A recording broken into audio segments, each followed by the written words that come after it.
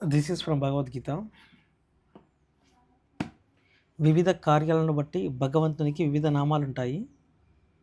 ఉదాహరణకు మధు అనే రాక్షసుని సంహరించడం వలన అతనికి మధుసూదనుడనే పేరు వచ్చింది. గోవులకు ఇంద్రియాలకు ఆనందాన్ని ఇస్తాడు గనక అతని పేరు గోవిందుడు అయింది.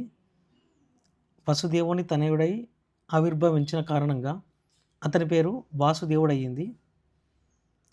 దేవకి దేవిని తల్లిగా స్వీకరించిన కారణంగా అతని పేరు దేవకీ నందుడయ్యింది.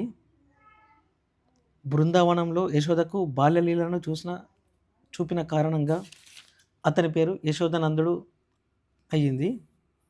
తన స్నేహితుడైన అర్జునునికి రథసారథిగా పనిచేసిన కారణంగా అతని పేరు పార్థసారథి అయ్యింది. అదేవిధంగా కురుక్షేత్ర రణరంగంలో అర్జునునికి నిర్దేశము ఇచ్చిన కారణంగా అతని పేరు హృషికేశుడయ్యింది.